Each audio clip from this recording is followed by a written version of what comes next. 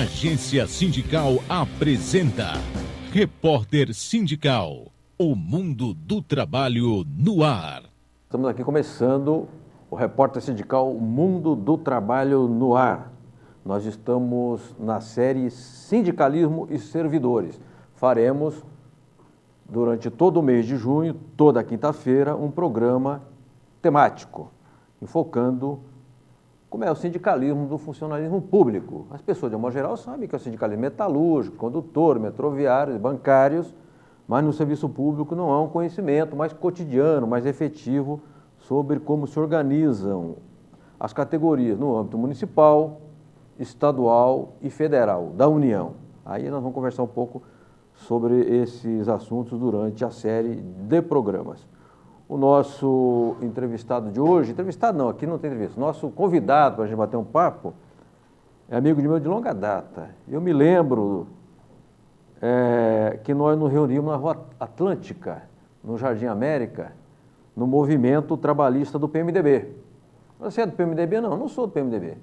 Mas nós nos reuníamos lá, o Dálio Dantas, o Barbosinha, a Eunice Cabral e tantos outros amigos. Entre os quais o nosso convidado, Lineu Neves Mazzano. Lineu, obrigado pela sua presença. Ok, eu que agradeço a oportunidade de poder estar falando de um tema que é tão importante, da qual faz parte da minha luta já há algum tempo, é lutar pela Organização Sindical dos Servidores Públicos. E quem é o Lineu, o famoso Lineu Neves Mazzano? Presidente da Federação dos Sindicatos dos Servidores Públicos no Estado de São Paulo, secretário-geral da Confederação dos Servidores Públicos do Brasil, CSPB. Lineu é servidor público estadual do DR, iniciou-se no sindicalismo em 1990 e o Lineu também integra a UGT. Aliás, a nova Central Sindical dos Trabalhadores, desculpe. É que eu estava falando da UGT agora, de um evento que vai acontecer em Brasília. Temos também aqui a nossa Ariane Soares, que é quem encaminha as perguntas e participações. Tudo bem, Ariane? Boa noite, entrevistado Lineu, e boa noite a você que nos acompanha em mais uma programação aqui do Repórter Sindical na Web.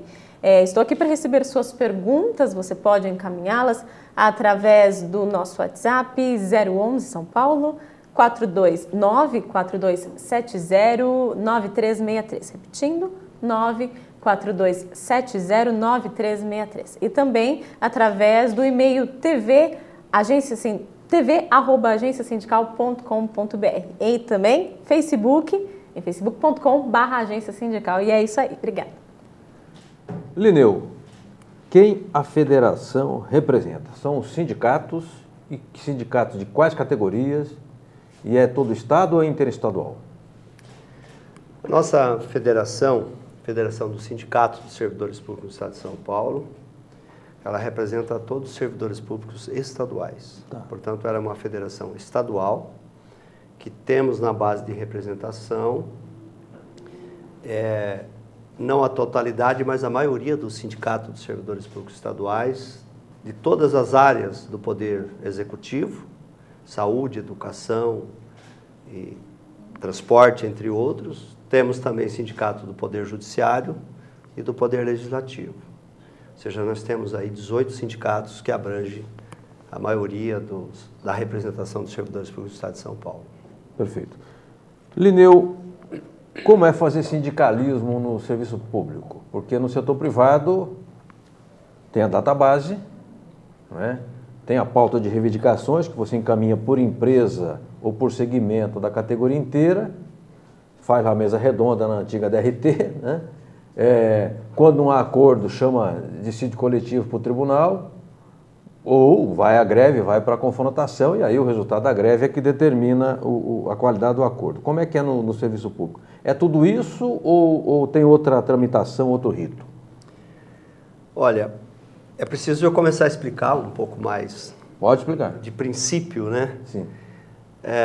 É preciso dizer que o servidor público, nós conquistamos o direito da sindicalização a partir da Constituição de 88. Até então, o servidor público sempre foi proibido em organizar-se em sindicatos. Então, nós temos aí 26 anos de direito de sindicalização. Nós tivemos uma conquista muito importante na garantia do direito de se organizar em sindicatos, E também tivemos uma outra conquista na Constituição de 88, que foi o direito de greve. Tá. Mas nós não tivemos a garantia, no mesmo princípio constitucional, da garantia do princípio da negociação coletiva. Entendi. Então, isso causou, ou seja, esse é um entrave muito grande que tem dentro da dificuldade da representação sindical dos servidores públicos. Primeiro porque o sindicato que representa o trabalhador da iniciativa privada, ele negocia com o patrão, né? E o patrão, ele está subordinado à lei, tudo aquilo que a lei não proíbe, ele pode fazer. O servidor público, o patrão do servidor público são os governos. Sim. O governo federal, os estaduais e os municipais. E o governo muda a cada 4 anos. O governo muda a cada 4 anos e o governo está subordinado à legislação de que ele só pode fazer aquilo que a lei permite. Tá. Ou seja, tudo fundamentado no princípio da legalidade. E nós temos aí o governo, cada 4 anos nós temos os governos de plantão, como nós falamos. E ainda, além disso, esses governos de plantão sempre subordinados aos programas dos partidos políticos. Então, há uma dificuldade muito grande. Então, tem um instituto que é a nossa luta e estamos avançando para que nós possamos conseguir conquistar de verdade o princípio da negociação coletiva no serviço público. Lineu, eu atuo para um sindicato dos servidores municipais em Guarulhos, é o STAP, Sindicato dos Servidores Municipais. Lá se resolveu de que forma? Uma lei municipal criou a Comissão Permanente de Negociações, chamada CPN. Então, toda primeira terça-feira do mês é uma reunião oficial, formal. Isso não quer dizer que não possa haver novas reuniões, digamos, extraordinárias. E também não estou querendo dizer que a reunião resolve tudo. No âmbito do governo do Estado, é possível ter uma lei, é isso que vocês buscam? Ou tem que ser a convenção da OIT? Qual a convenção da OIT que assegura o direito de negociação e database para o serviço público? É aí que está. Nossa luta tem sido para implantar de verdade a Convenção 151 da OIT. 151? É a 151. A Convenção 151 da OIT, ela trata específico da relação de trabalhadores do serviço público com os governos.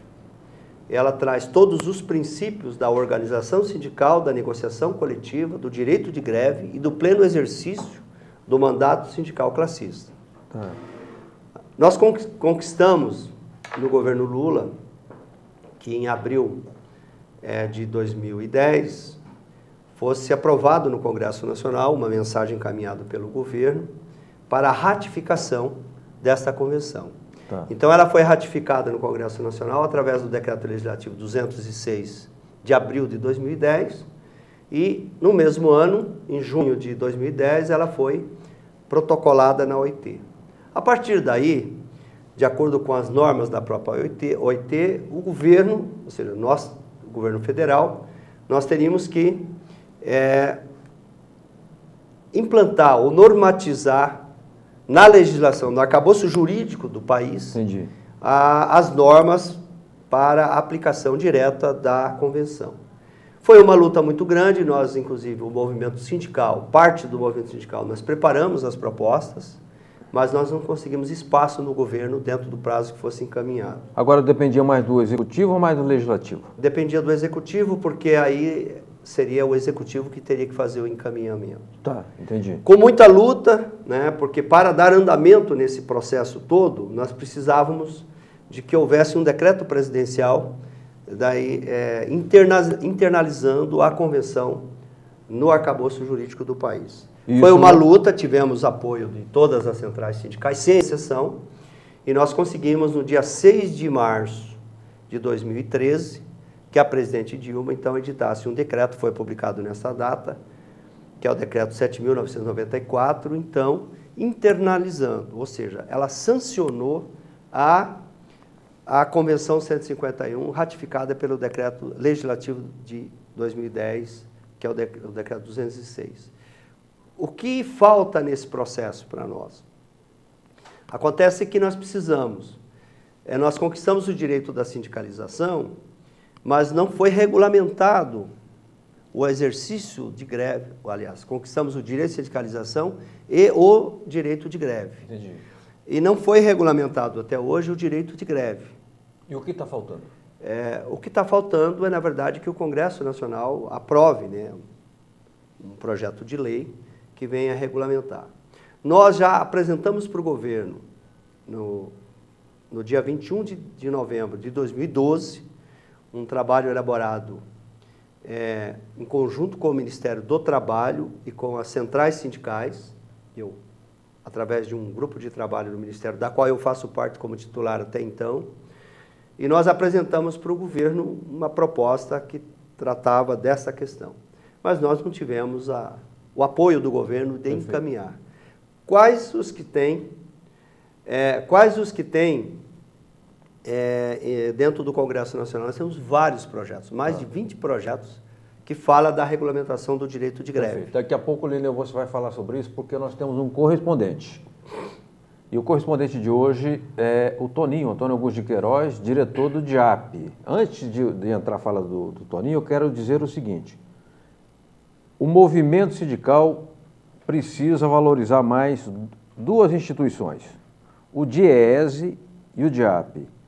E, sobretudo, no momento de crise institucional no Brasil, de absoluta instabilidade, ninguém saberá o que vai acontecer no Brasil na semana que vem, o DIAP é absolutamente fundamental para nos orientar nas ações, inclusive os servidores públicos. Eu tenho certeza que os servidores públicos se orientam com o DIAP nas ações junto à Câmara dos Deputados e ao Senado. Falo isso porque eu conheço o DIAP da época do doutor Ulisses Riedel. É uma instituição muito séria. E o Toninho vai dar um recado agora e depois nós voltamos com o Lineu, para o Lineu falar um pouco desses projetos. Parece que tem um projeto do Aloísio, que proíbe greve. Tem toda uma história aí que eu escuto, mas não conheço em detalhes.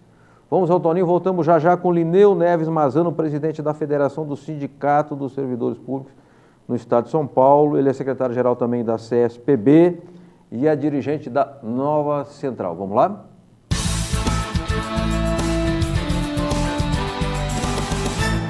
Olá, Franzinho. Aqui é Toninho do DIAP. Hoje vou trazer aqui uma rápida avaliação a respeito da composição do novo Congresso. Isso parece um tema ultrapassado, mas é extremamente atual. Queria trazer aqui as características das duas casas do Congresso e ambas trazem ameaças e risco aos trabalhadores. No caso da Câmara, trata-se de uma composição organizada em torno de bancadas informais, como a bancada evangélica, a bancada da segurança ou da bala, a bancada ruralista, etc. Esse grupo forma uma espécie de centrão extremamente conservador do ponto de vista dos valores tradicionais, em defesa da família naquele formato original e, portanto, muito atrasado do ponto de vista dos avanços dos direitos humanos, das liberdades, por exemplo, da liberdade sexual e reprodutiva da mulher. Já o Senado tem uma composição mais voltada para os temas da formatação do Estado, ou seja, do papel do Estado na economia.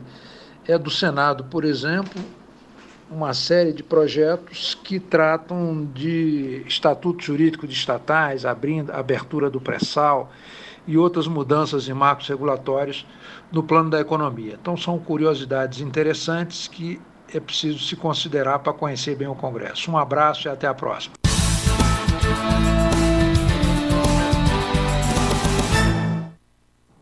Muito bem, voltamos com o Repórter Sindical Mundo do Trabalho no Ar. Vocês escutaram aí o Toninho do DIAP, lúcido, didático e direto, como sempre, o Toninho.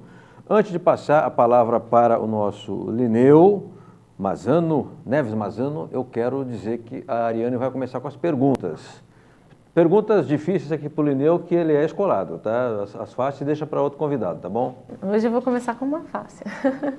Vamos lá, a pergunta é do Mauro de Campos. Ele é diretor de assuntos dos serviços estaduais da Federação, né, da Federação do qual o senhor é presidente, e também é diretor da CSPB. A pergunta dele é: como o senhor analisa o atual modelo de organização sindical?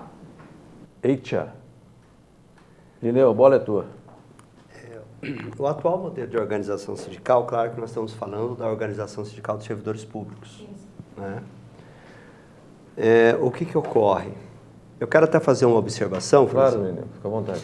Para nós aqui, no sentido da organização sindical no sentido amplo, porque o Brasil, né, desde 1940 ou até antes, sempre adotou o modelo de organização sindical por categoria, ou seja, por unicidade sindical, através das categorias. Nós conquistamos o direito da sindicalização para os servidores na Constituição de 88, mas ela trouxe um diferencial também para a organização sindical como um todo. Ao mesmo tempo que a Constituição garantiu o direito, o modelo de organização sindical através da unicidade sindical, ela trouxe a liberdade de organização sindical dos trabalhadores, ou seja, fica uma coisa, parece que difícil de compreender, quando eu estou falando de unicidade sindical e de liberdade de organização.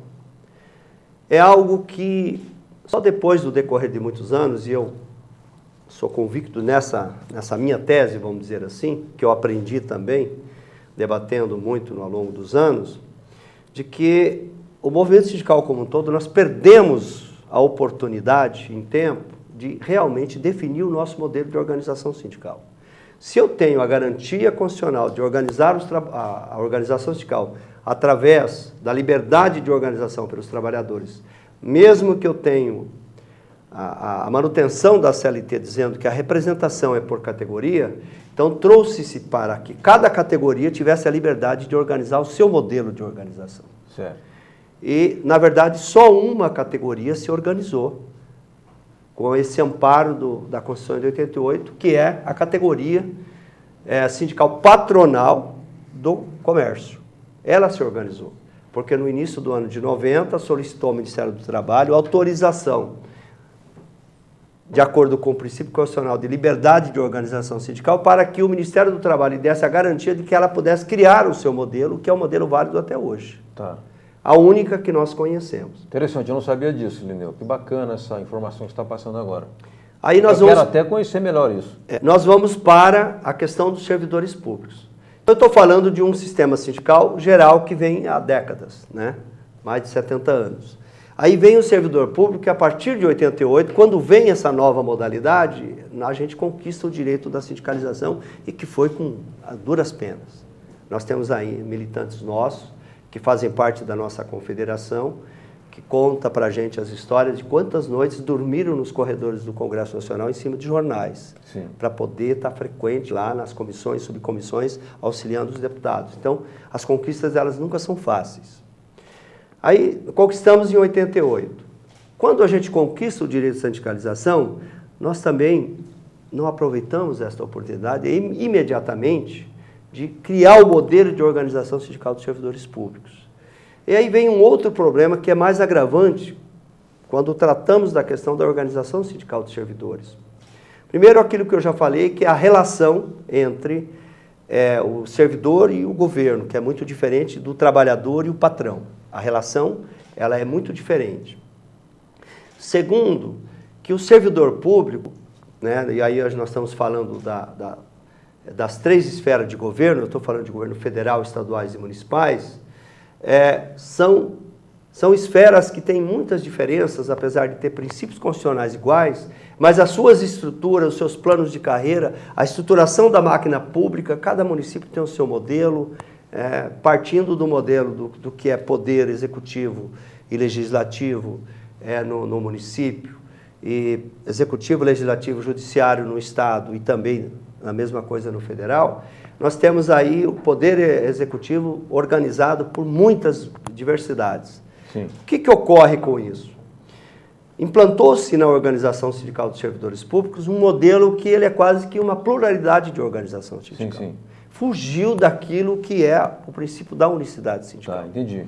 Então, hoje nós não temos um modelo definido. O que está se trabalhando? Nós estamos trabalhando numa Câmara, no Ministério do Trabalho, uma proposta bastante avançada, no conjunto das 6 centrais sindicais reconhecidas, debatendo, junto com o governo, a definição de um modelo de organização sindical.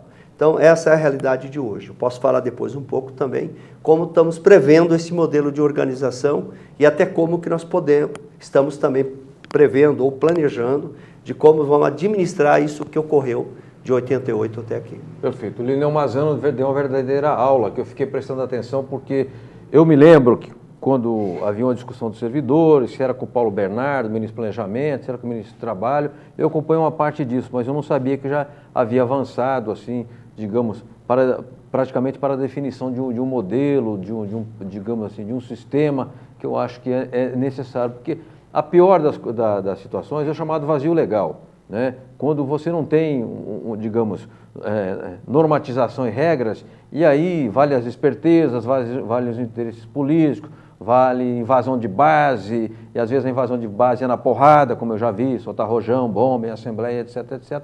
Isso não é o sindicalismo que nós defendemos. Nós não lutamos para ter Estado de Direito no Brasil, democracia, para viver, enfrentar essas situações que elas não são do mundo do trabalho, elas são exteriores, estranhas ao mundo do trabalho.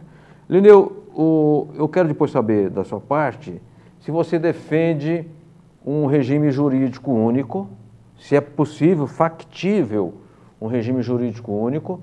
E também eu queria saber do problema que há um excesso de cargos de livre provimento, de cargos de comissionamento, e que isso, de certa forma, constrange as carreiras e constrange aqueles servidores que passaram em concursos, depois fizeram os concursos internos, etc, etc. Daqui a pouco você vai falar, porque nós temos uma reportagem. Todo programa nosso há uma externa, chamada reportagem. E a reportagem, ela é recente. Foi ontem um ato das centrais sindicais contra os juros. Foi em frente ao Banco Central, na Avenida Paulista, em São Paulo. Vamos à reportagem de Cacá Gouveia, voltamos já com o Lineu Mazzano, dirigente sindical dos servidores públicos. Vamos lá? As centrais sindicais voltaram a protestar contra os juros altos. Os sindicalistas cobraram menos juros e mais empregos. O ato aconteceu em frente ao Banco Central, em São Paulo, terça, dia 7 de junho. A agência sindical esteve lá. Reportagem de Cacá Gouveia. Célio, mais um ato contra os juros altos. De que forma a alta da Selic afeta a vida do trabalhador? Bom, nós de Guarulhos estamos aqui mais uma vez, em frente aqui, à sede do governo, onde eles colocam aí as taxas de juros. Importante salientar que o movimento sindical está sempre, todo mês, na hora que vai divulgar os juros, o sindicato vem protestar. Os juros altos elevam a taxa de crédito, e elevando a taxa de crédito você também diminui os financiamentos. Diminuindo o financiamento você não tem infraestrutura para comprar carro, construção, isso gera um desemprego. Então juros altos significa desemprego. Por isso que nós estamos aqui, como fizemos a todo mês, para que o governo não aumente e não eleve a taxa de juros, e que a consequência com certeza é o desemprego. E isso na base do sindicato já está sendo sentido? A alta dos juros, está afetando diretamente os metalúrgicos em Guarulhos? Sim, nós fizemos uma comparação pelo Diese. Só para você ter uma ideia, do ano passado de junho do ano passado para este mês agora de 2016, tivemos quase 25% de perda de trabalhadores que perderam seus empregos. Obviamente, essas pessoas, para se recolocar no mercado de trabalho, vai demorar de 2 a 3 anos. Muitos sindicatos, 4 centrais, como você avalia a participação do movimento sindical, a participação de várias categorias nesse ato aqui em frente ao Banco Central? É muito importante estar todas as centrais reunidas, porque é uma questão que está atacando diretamente os trabalhadores. Uma vez que com essa taxa de juro alta exorbitante, com certeza o trabalhador está perdendo o seu emprego porque nós não temos investimento. Então é importante essa pressão de todas as centrais para fazer com que o governo, na próxima reunião do Copom, abaixe a taxa de juro para poder investir mais na indústria brasileira. Na sua avaliação, a alta dos juros está afetando diretamente a geração de empregos? Com certeza, uma vez que com a taxa de juro alta, é evidente que o empresário brasileiro não tem condição nenhuma de investir na indústria brasileira. Consequentemente, aquele investidor que iria aplicar o seu dinheiro para geração de emprego, vai estar aplicando em título do governo. Por isso é importante que as centrais continuem nessa luta unitária, para que a gente consiga abaixar a taxa de juros, para gerar mais emprego, para criar mais condição de trabalho para os nossos trabalhadores brasileiros.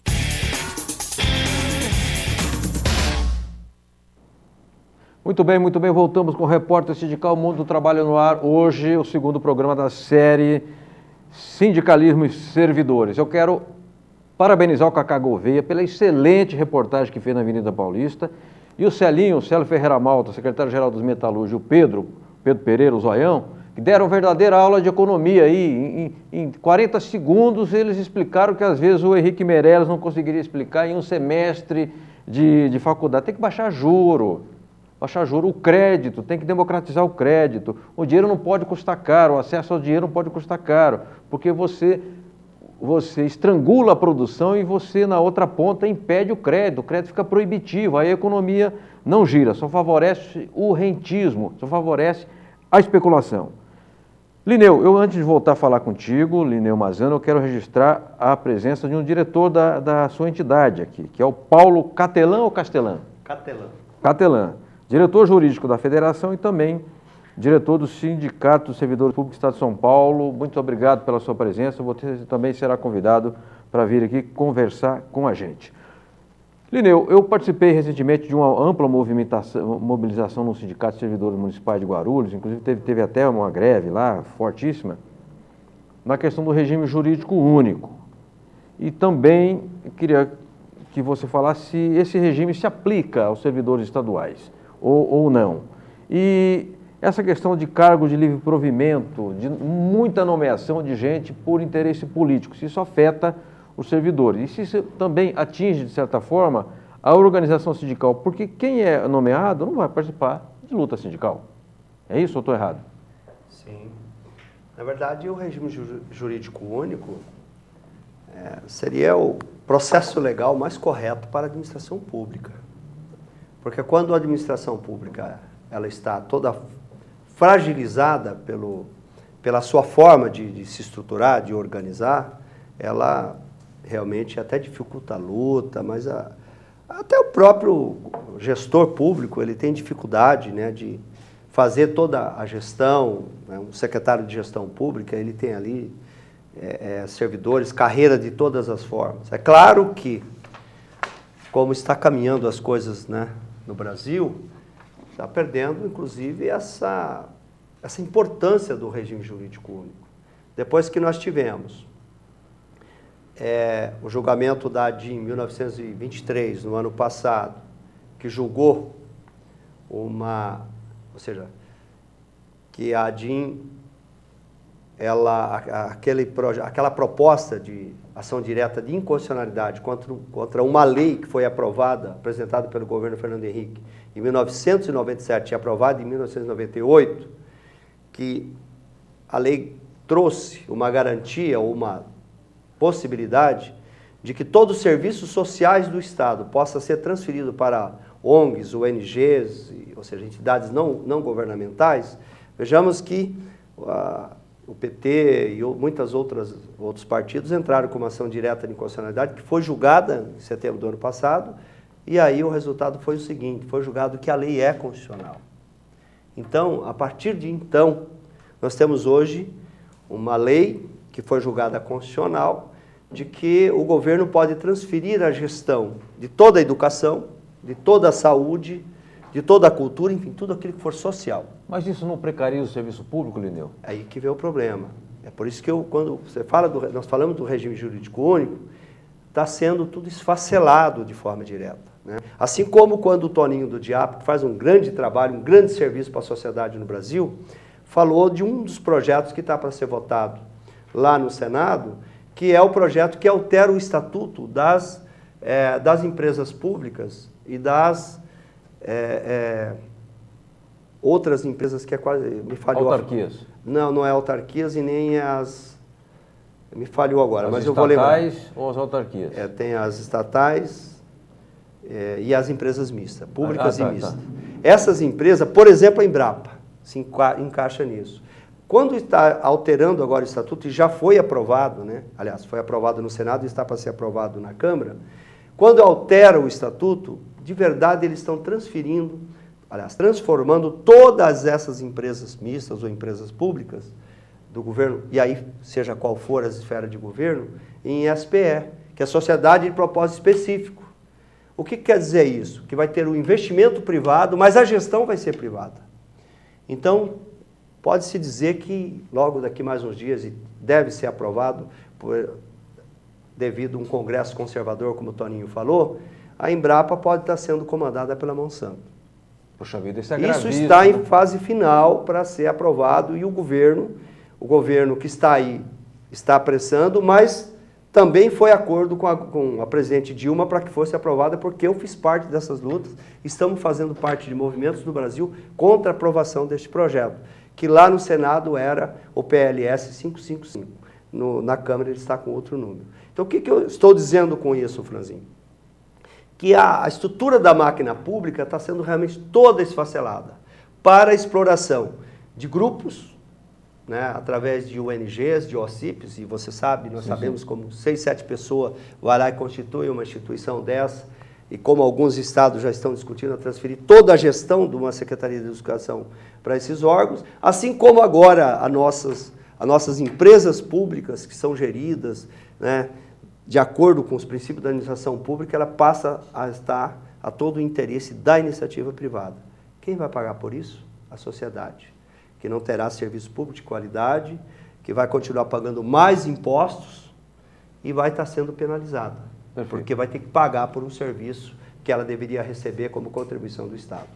Olha, eu estou assim, aprendendo muito, porque eu trabalho muito lá na agência sindical, nós trabalhamos muito para o serviço, para o sindicalismo da área privada. Temos lá um sindicato que a gente trabalha bastante, que é dos servidores municipais de Guarulhos, mas é muito focado na questão municipal. Eu confesso que todo esse assunto que o Lineu está colocando aqui, eu conheço assim superficialmente, até por conversa que tive com o Sebastião Soares, que é diretor lá da Confederação também e da Nova Central. Verdadeiramente, o que está ocorrendo é um desmonte do Estado. E isso está explicitado na Ponte para o Futuro, que foi aquele documento que o Michel Temer, ainda na fase de conspirador e não de presidente interino, ele apresentou à sociedade, até de certa forma por uma imposição da Fiesp, no dia 29 de outubro. É grave, é muito sério isso que o Lineu está colocando aqui, de desmontar o Estado e de passar o interesse público, porque o Estado é um ente que representa o interesse público em última instância, para a gestão privada. E tem uma outra questão que o Lineu vai falar daqui a pouco, eu quero que ele fale, que é a corrupção que isso enseja nesses malditos contratos de terceirização de OCIPs e de ONGs.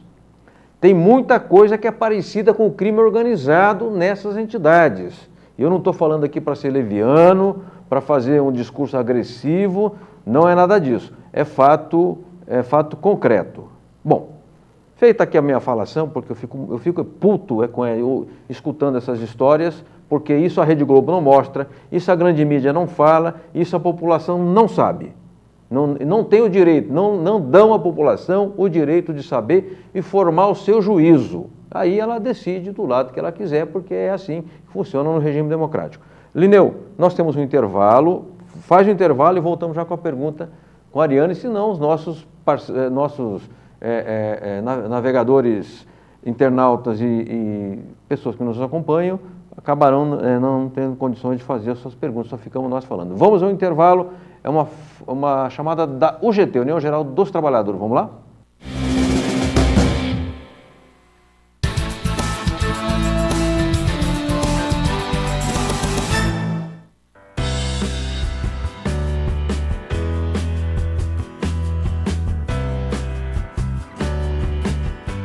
Importante, né, participar da sexta oficina, na verdade, porque eu também já participei da primeira. Então é de extrema importância mesmo participar sempre desse evento. Parabenizo mais uma vez a UGT, parabenizo o presidente Patá, parabenizo todas as presidentes que estão aqui presentes, todos os diretores, e ver o tanto que é importante mesmo nós participarmos e conseguir subsídio para poder multiplicar na nossa categoria, que é de suma importância. A UGT tem se pronunciado de forma enfática, contrário à tentativa de mudança da legislação previdenciária, onde quer igualar os 35 anos de contribuição hoje do homem, idêntico aos 30 anos da mulher, ou melhor, vice-versa. A mulher, segundo orientação do novo ministro da Fazenda, deve ter os mesmos 35 anos para se aposentar. Aí a UGT coloca o seguinte: como é que nós podemos ter essa condição se a mulher ganha, em média, 35% menos que o homem, em média? Como é que podemos permitir que a mulher tenha as mesmas condições que o homem se ela tem essa discriminação? A UGT, como as outras centrais, com certeza absoluta, tem uma linha de atividade cada vez mais voltada para a compreensão da importância do trabalho da mulher.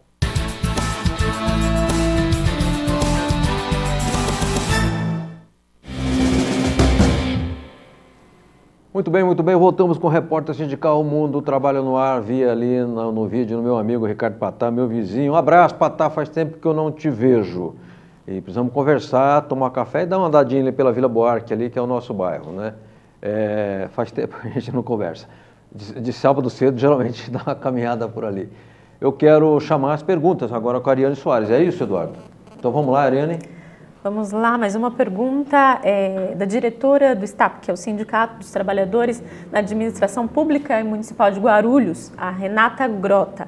Ela quer saber como é que está a questão do PLP 257, se existe a perspectiva de arquivar ou o novo governo poderá aprovar aí o projeto. Que é isso?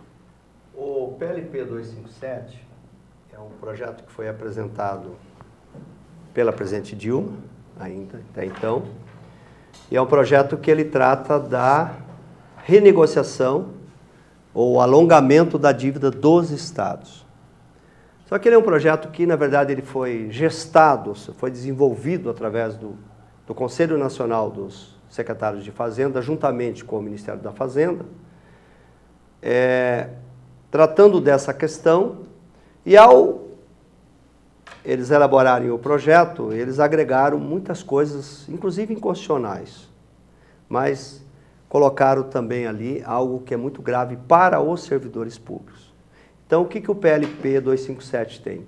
Quando ele apresenta uma proposta de alongamento da dívida, ser um prazo maior para diminuir as parcelas, eles colocam regras que os estados têm que congelar o salário dos servidores por 2 anos, congelar os concursos já realizados e não sequer outra abertura de concurso, eleva a contribuição previdenciária do servidor público de 11% para 14%, e além de várias outras coisas, e além de alterar a lei de responsabilidade fiscal, tirando a autonomia dos estados e dos municípios. Por isso ele tem vários princípios que são inconstitucionais.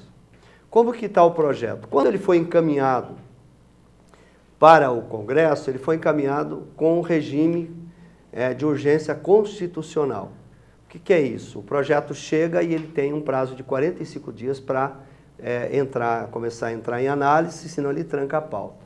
Como hoje o presidente em exercício, Michel Temer, precisava de aprovar alguns projetos há 2 semanas, ele tirou a urgência constitucional de vários projetos, inclusive do PLP 257. Portanto, ele passou a tramitar de forma normal e hoje ele está na Comissão de Trabalho e Administração Pública, aguardando até há poucos dias o relator, não sei hoje se já tem um relator. Ele deve caminhar ou ele não deve caminhar? A nossa preocupação é que ele deve caminhar a qualquer momento com muita urgência, porque a pressão dos governadores é muito grande. E o próprio ministro da Fazenda tem dito reiteradamente que tem que avançar imediatamente, urgentemente, na renegociação das dívidas com os estados, para que possa ter, atender o interesse dos estados e ter um controle dentro de todo esse planejamento econômico no país.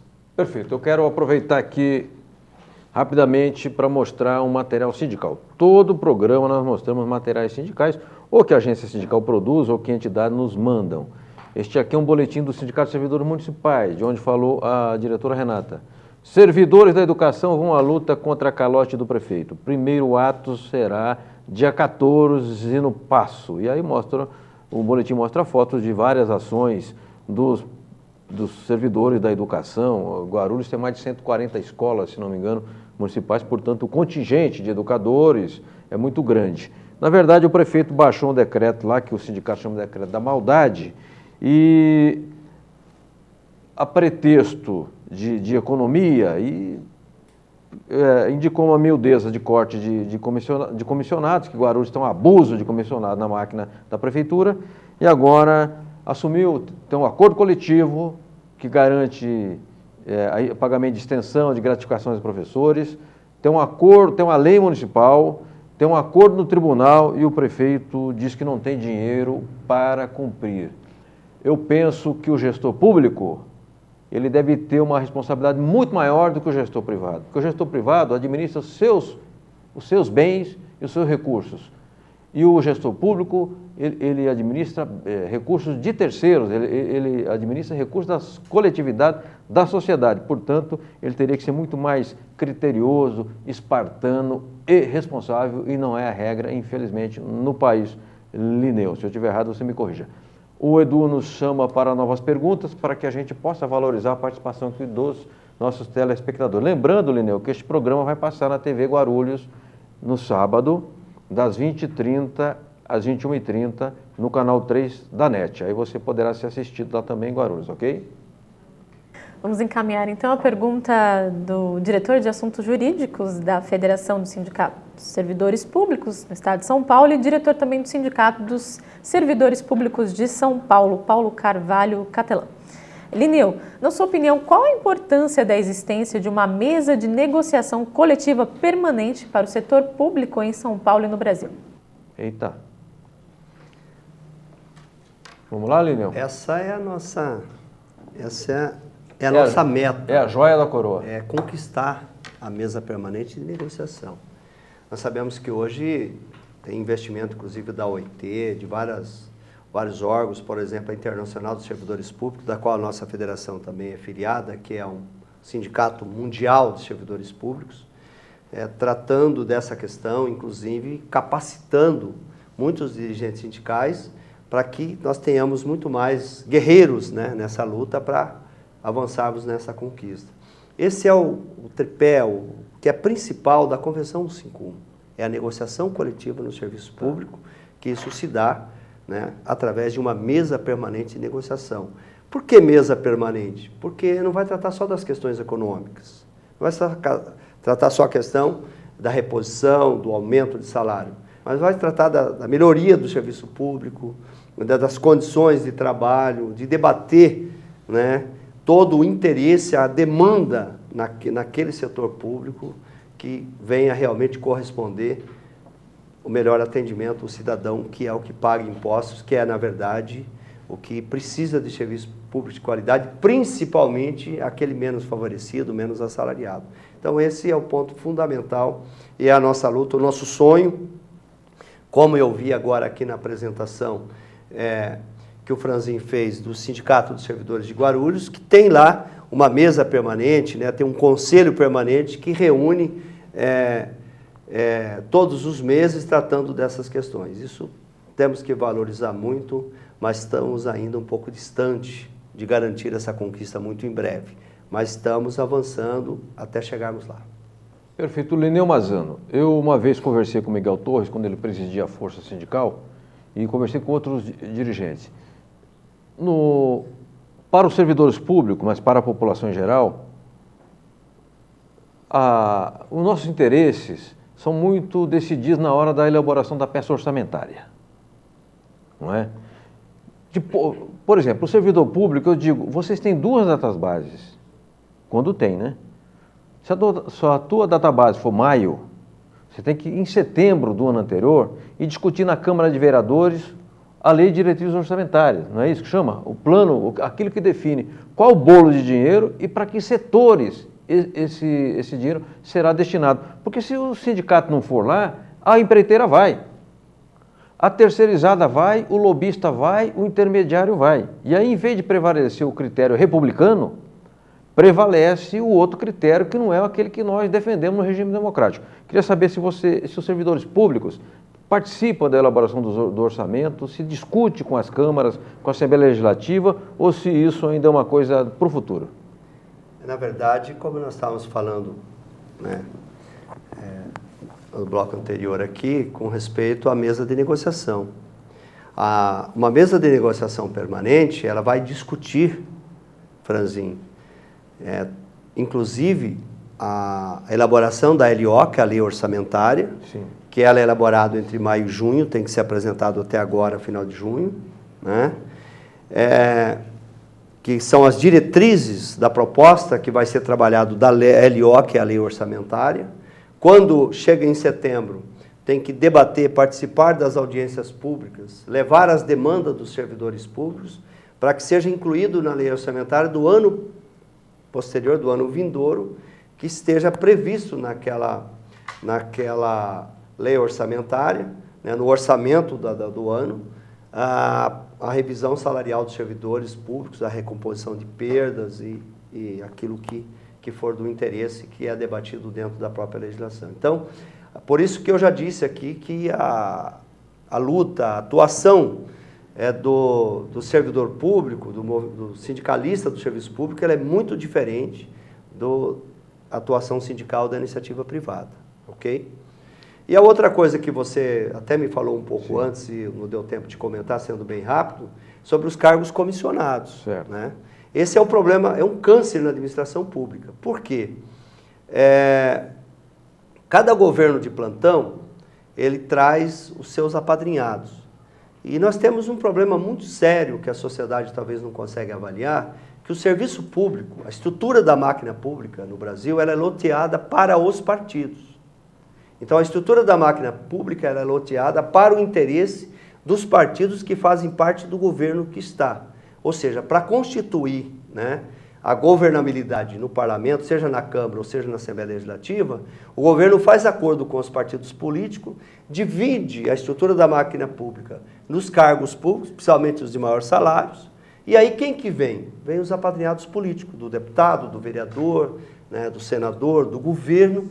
Para quê? Para ocupar as melhores funções públicas, principalmente as funções de gestão dos programas públicos, e que eles vêm para o interesse do governo de plantão, do deputado de plantão, e não como um agente público, né, ou como um gestor público concursado, que tem responsabilidade pelos seus atos. Aí são as brechas, inclusive, onde tudo isso tem levado para uma situação vergonhosa no país, que é a corrupção que se encontra, né, a nossa realidade hoje, do que está se acontecendo. Vejamos aí as operações da Polícia Federal. Perfeito, Lineu. Lineu, eu queria que você me falasse sobre duas coisas. Portal do Saber, o que é o Portal do Saber, e o que é o CAESP. Parece que é um centro de estudos, são duas coisas diferentes. O que é o Portal do Saber? Fale da ordem que você quiser. O que é o CAESP? Na verdade, o CAESP ele é um instituto. Nós criamos um instituto, aí ele é independente das entidades sindicais, mas é para prestar serviço, para desenvolver o interesse nosso na área da base dos dirigentes sindicais, aí tanto público como privado. O CAESP, que é Centro Avançado de Estudos na Gestão Pública e Privada, é um instituto que nós desenvolvemos curso de profissionalização, de formação sindical, de educação sindical, de político, né, sindical e social, e onde nós, inclusive, avançamos muito para desenvolver os cursos na modalidade à distância, para conseguir, né, baratear e ter uma abrangência muito maior. Aí usando a internet. Usando a internet. Nós temos uma plataforma e nós, quando fomos desenvolvendo, nós vimos a necessidade que nós precisamos disseminar muito mais o conhecimento. Tem tantas coisas que a sociedade não sabe, que o dirigente sindical não sabe, e tantas outras. Então, nós criamos o Portal do Saber. No Portal do Saber, nós fazemos pequenas entrevistas com grandes educadores, com pessoas da área do direito, com dirigentes sindicais, pessoas da área social, enfim, de todas as áreas. Por exemplo, na questão da alimentação, uma alimentação saudável. E aí nós temos lá no Portal do Saber muitos vídeos, e a cada dia, seja de economia, seja de direito sindical, seja de questões sociais, seja de qualidade de vida, a cada dia da semana a gente vai colocando os vídeos gratuitamente para a sociedade, para ir avançando aí, a gente conseguindo levar mais conhecimento e levando uma contribuição para uma melhor qualidade de vida. E como é que acessa esse portal, Lineu? Para acessar o Portal do Conhecimento, é www.portaldoconhecimento, né, tudo junto, .org.br. Eu tinha dito Portal do Saber, mas na verdade a ideia é a mesma, mas o nome é diferente. Portal do... Perdão. Na verdade, é porque ele começou como portal do conhecimento, mas foi feita uma atualização, ele é portal do saber. Tá. Portal do conhecimento nós temos desenvolvido para algumas entidades, por exemplo, para a Nova Central, que é o portal sindical do conhecimento. Mas o do CEAESP, ele é portal do saber.org.br. Muito bem, é um amplo conteúdo, um conteúdo de muita qualidade, e a gente, na internet, nós temos que saber separar o joio do trigo, né? Aliás, é uma tarefa nossa. Nós, inclusive da área de comunicação, precisamos orientar dirigentes, ativistas, militantes, porque há muito conhecimento, há muita informação circulando na rede, e muita porcaria. Então é preciso, por exemplo, indicar portais como esse Portal do Saber, como site como do DIAP, do DIESE, das centrais sindicais, do IPEA, que ali tem conhecimento, o IBGE, ali é conhecimento de qualidade que ajuda a organizar a cabeça das pessoas. Lineu, peço um instantinho da sua paciência que nós vamos mostrar o arquivo sindical. É uma sessão que nós temos aqui no programa com materiais da agência. A agência oficial lá no Câmara Aberta foram 11 anos de audiovisuais, etc. E a agência existe há 25 anos, então nós temos muito material arquivado. E a gente passa aqui como uma espécie de retomada da memória sindical, de coisas que aconteceram e às vezes acaba esquecendo. E aqui este é de setembro de 2014, é isso? Beleza, vamos lá? Arquivo Sindical. A história vivida do sindicalismo brasileiro. Eu falo agora com José Carlos do Carmo Cal, auditor fiscal do trabalho e coordenador do Programa de Inclusão de Pessoas com Deficiência, Inclusão no Trabalho. Ele vai falar com a gente logo após a chamada a lei da cota, né, da empregabilidade ter completado 23 anos. 23 anos não é pouco tempo. O saldo é positivo? Sem dúvida, o saldo é positivo. E eu costumo dizer que a gente sempre pode, como em qualquer outra situação, olhar a metade vazia do copo ou a metade cheia do copo. A metade vazia é que faltam muitas empresas ainda para cumprirem com esta obrigação legal, que é de reservar um percentual das suas vagas para as pessoas com deficiência. O lado cheio é que nós tivemos nesses últimos anos, graças a essa lei que obriga essa reserva legal de vagas, nós tivemos uma contratação bastante significativa de pessoas com deficiência. E o que nós temos feito é buscar, sim, colaborar com as empresas para que elas cumpram com esta sua obrigação. Inclusive, criamos, e eu acho importante divulgar, a Câmara Paulista pela Inclusão da Pessoa com Deficiência no mercado formal de trabalho. É um espaço aberto dentro do Ministério do Trabalho, da Superintendência aqui em São Paulo, do qual pode participar qualquer instituição e empresa. A única obrigação é que seja favorável ao direito ao trabalho das pessoas com deficiência. Arquivo Sindical. A história vivida do sindicalismo brasileiro. Muito bem, voltamos com o repórter sindical Mundo do Trabalho no ar. Nós estamos correndo contra o segundo Lineu Neves Mazano, presidente da Federação do Sindicato dos Servidores Públicos do Estado de São Paulo, diretor da Confederação dos Servidores Públicos do Brasil, CSPB, também dirigente da Nova Central. Eu queria já passar a pergunta rapidamente para a Ariane Soares. Vamos lá, Ariane, para não perder tempo. Vamos para encerrar a pergunta do nosso amigo Val Gomes, jornalista da CNTM, também dos Sindicatos Metalúrgicos de São Paulo. Lineu, qual a sua opinião sobre o reajuste do governo ao funcionalismo público? O que foi justo e o que não foi? Olha, o reajuste, certamente ele está perguntando do reajuste dos servidores federais, sim, que foi aprovado na Câmara e está agora já em discussão no Senado Federal. Primeiro tem que o governo ou a imprensa está colocando algo que não é realidade, no sentido, quando coloca que foi aprovado um aumento de 40%. E aquilo que foi aprovado também é para ser aplicado em 4 anos. Nós temos servidores federais, e aí não estou falando de juízes e de ministros, estou falando do pessoal, os servidores, por exemplo, do Judiciário Federal, os servidores do Ministério Público Federal, que estão há 12 anos sem ter nenhum reajuste. Então precisa saber qual é a realidade.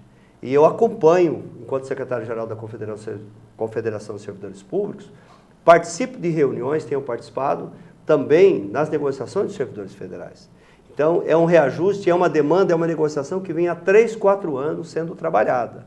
Não é algo que se construiu agora, não. É uma demanda reprimida de muitos anos que precisa de dar a reposição salarial dos servidores. Eu não estou defendendo o salário de ministro de R$39 mil. Eu estou falando do servidor, que é o servidor que faz a operação do serviço público, que atende o público, que nós temos categorias de servidores federais há 12 anos sem reposição salarial. Então, eu acho que é justo. Eu acho que tem que ser aprovado e tem que ser encaminhado. E quando nós também foi aprovado junto, no conjunto de todo o processo, a reposição salarial dos servidores de outras carreiras dos servidores federais. Alguns negociaram para 2 anos 10,8% dividido em 2 anos e outros 20%, 21% para 4 anos. Que não repõe nem a perda do poder aquisitivo dos anos anteriores que não houve reposição. Então é isso que eu posso dizer. Perfeito, perfeito. Há muita lenda e desinformação a respeito de servidores públicos. Evidentemente que há uma casta, como a gente viu, juiz ganhando R$39 mil, depois acumula licença prêmio, etc, etc, aí recebe 60, 70 mil reais. É claro que isso é real, não é aceitável num país de estrutura salarial tão injusta quanto o Brasil. Agora, o pessoal que toca a máquina, o servidor que verdadeiramente executa o serviço, esse vem com os salários achatados há muito tempo. Eu me lembro que eu trabalhei para o Sindic15, o Sindicato de Servidores de Justiça do Trabalho da 15ª Região, no governo de Fernando Henrique Cardoso, nós fizemos uma greve que demorou 64 dias. Então, eu nunca me esqueci, porque eu fazia boletim todo dia da greve, então foi uma experiência punk. Lineu Mazzano, nós estamos chegando ao final do programa. Antes de terminar aqui o nosso repórter sindical, segundo da série Sindicalismo e Servidores Públicos, eu quero deixar aqui para ti uma camiseta dos 25 anos da agência sindical. Então, queria aqui deixar para o meu amigo Lineu, e acho que é uma camiseta, espero que você goste da arte, né? A arte aqui é do nosso Rodrigo Quinelato. Então, um punho aí com um lápis, né? 25 anos. Agência sindical, saber é poder. Nós também temos preocupação com o saber, tá? Como vocês lá, o portal do saber. Ótimo. Bacana? Obrigado, Lineu. Lineu, tem um minuto aqui para você fazer as considerações finais. É um minuto, Edu? Então você, por gentileza, olhe para a câmera da verdade, a câmera da verdade. Aqui as 3 câmeras são da verdade. E diga o que você gostaria de falar que você não pôde durante o programa. Olha, dizer que é muito importante, né, um trabalho desse, Franzinho, parabenizar você, toda a equipe, agradecer a oportunidade de nós estarmos aqui falando do interesse dos servidores públicos, mas também o interesse da sociedade. E dizer que a nossa luta é uma luta bastante árdua, difícil, mas eu queria só deixar uma reflexão. Enquanto nós estamos enfrentando, resistindo uma proposta de reforma da Previdência que é superavitária, né? A presidente Dilma vetou algo que nós conseguimos no Congresso Nacional, que é que nós tivéssemos a auditoria da dívida pública. Só que ela vetou, mas o veto dela foi mantido a pedido também do presidente em exercício. Por quê? Porque, infelizmente, nós estamos num sistema que o poder econômico, o poder capitalista é que manda. Só para a sociedade saber, de tudo que nós produzimos em 2015, 45,11% foi para pagar a dívida, né, juros e amortização da dívida. E a dívida ela ficou muito maior.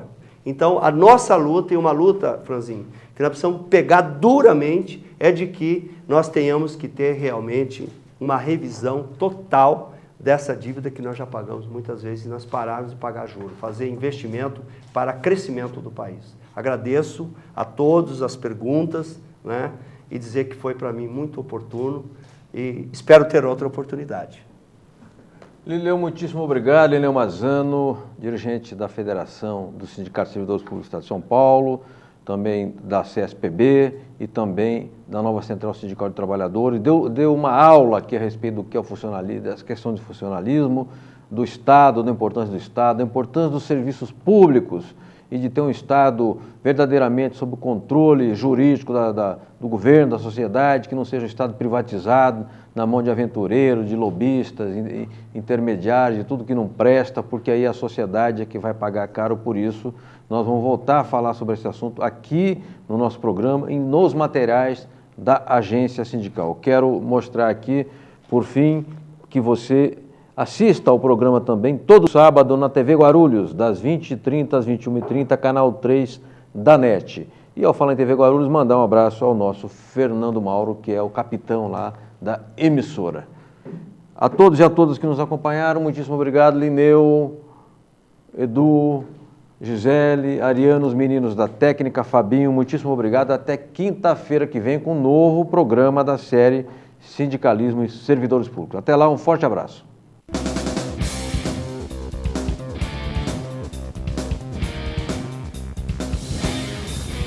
A Agência Sindical apresentou Repórter Sindical, o mundo do trabalho no ar.